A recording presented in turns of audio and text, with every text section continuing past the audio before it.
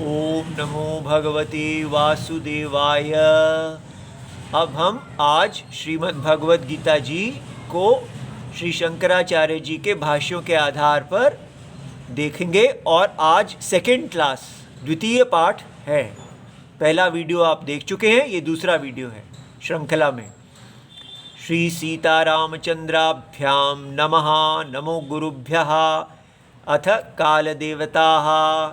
श्री संवत् 2080 पौष कृष्ण पक्षः खर मासः। दशमी, आज दशमी तिथि है, शनिवार है और स्वाति नक्षत्रम है। दक्षिणायनम चल रहा है, हेमंत ऋतु चल रही है। ये सब देवता हम पर अनुग्रह करें।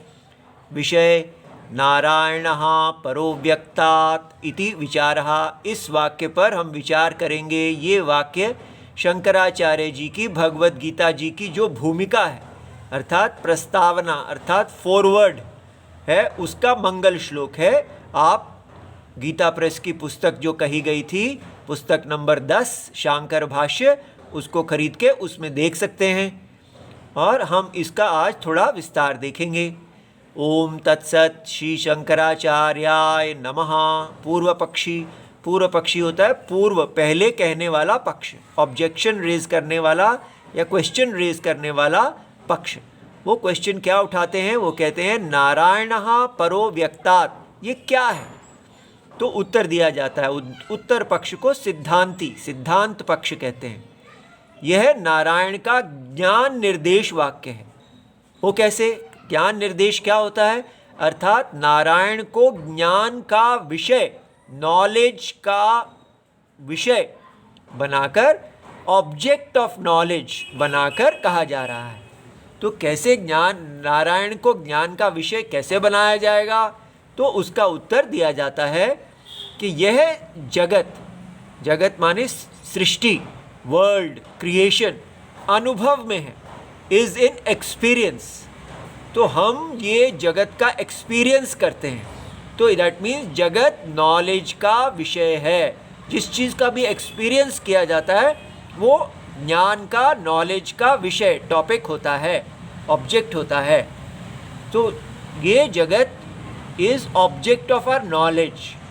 यह जगत जो है ये बीज और अंकुर, बीज माने सीड, पोटेंशियल, और अंकुर माने सीडलिंग, एक्सप्रेशन, अवस्था को प्राप्त होता है। कैसे? तो ये पूरा जगत जो है ये एक्सप्रेस होता है और फिर पोटेंशियल में चला जाता है। अर्थात बीज अवस्था में होता है, अंकुर अवस्था में आ जाता है, फिर बीज अवस्था में जाता है, अंकुर अवस्था में आता है। ऐसा वेद कहते हैं, साइंस ऐसा नहीं कहती। साइंस कहती है कि ये जगत जो है ये लीनियर, अर्थात एक सीधी लकीर के काल के ऊपर सीधा चलता जाता है और इसमें पास्ट, प्रेजेंट और फ्यूचर, ये कंटिन्यूअस टाइम है। लेकिन वेद कहते हैं कि ये जो काल, जागृत का लीनियर काल है, ये जागृत का लीनियर काल जो है ये अव्यक्त हो जाता है, ये सीड स्टेट में चला जाता है। तो ये एक बहुत बड़ी बात है। इसको पिछली बार भी थोड़ा सा देखा था, उसको विस्तार में देखते हैं। सुषुप्ति, डीप स्लीप, इस जगत नाम रूप, नेम्स एंड फॉर्म्स, ये सारा जगत नाम रूप आत्मक है। सब जो कुछ भी हम यहाँ देखते हैं वो शब्द और अर्थ रूप है कि अव्यक्त अवस्था, अनमैनिफेस्ट स्टेट है। तो जिसको हम सोचते हैं कि हम सो रहे हैं, हम, वर्ल्ड वहीं रहता है, हम सो गए, ऐसा नहीं है। हम जो हैं वो साक्षी आत्मा हैं और ये वर्ल्ड जो है ये हमारे सामने ही लय हो जाता है। तो ये वर्ल्ड अपनी सीड स्टेट, बीज की अवस्था में चला जाता है, अनमैनिफेस्ट हो जाता है, अव्यक्त हो जाता है। और स्वप्न, ड्रीम और जागृत, वेकिंग, इस जगत की व्यक्त, मैनिफेस्ट एक्सप्रेशन स्टेट कहलाती है। तो इसमें स्वप्न जो है वो सूक्ष्म है, सटल है, मानसिक है। सारा स्वप्न मन होता है, मन ही वहाँ पर इंद्रियां हैं और इंद्रियों के विषय हैं। सेंसेस और सेंस ऑब्जेक्ट्स सब मेंटल होते हैं ड्रीम में। और वेकिंग में वही सब एक स्थूल ग्रॉस रूप, बाह्य, external to the mind, mind से बाहर का रूप धारण कर लेते हैं।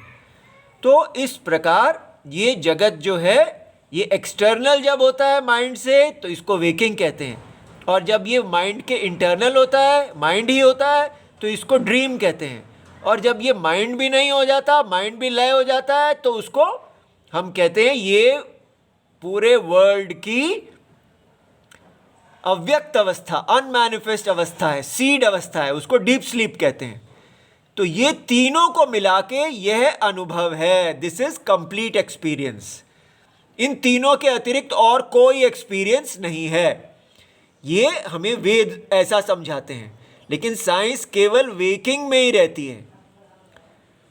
अच्छा, अब इस अनुभूत जगत, एक्सपीरियंस्ड वर्ल्ड का साक्षी, विटनेस, दृष्टा, ऑब्जर्वर नारायण है।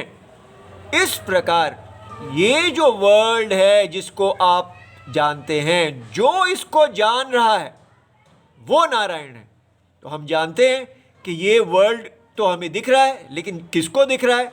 तो जिसको ये सारा जगत दिखता है, और जिसके सामने ये वेकिंग ड्रीम चली जाती है, फिर स्वप्न आ जाता है, फिर स्वप्न के बाद सुषुप्ति आ जाती है, ये तीनों का जो साक्षी है, दृष्टा है, वो नारायण है। इस प्रकार नारायण का ज्ञान निर्देश किया गया।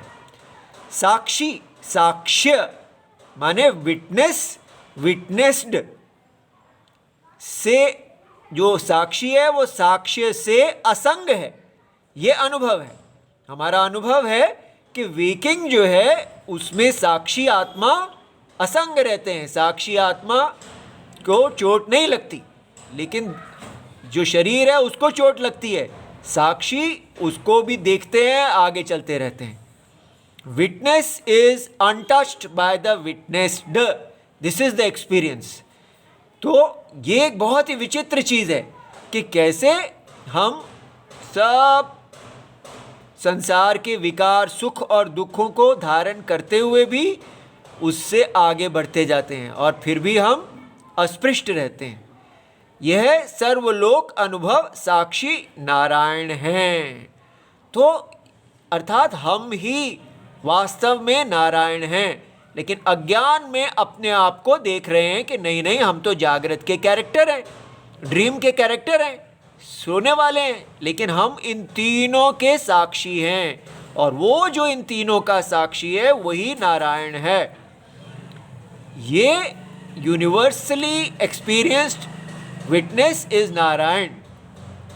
नारायण जगत की बीज अवस्था को धारण करते हुए भी उससे पर है। सो नारायणः परः जो कहा वो ये है कि ये जगत की सुषुप्ति अवस्था जो है, बीज अवस्था है, उसको भी धारण करते हैं, लेकिन अस्पृष्ट, अनटच्ड रहते हैं। इति सर्वम शिवम। तो अगली बार हम देखेंगे कि वो अनटच्ड क्यों रहते हैं। ओम नमो नारायण।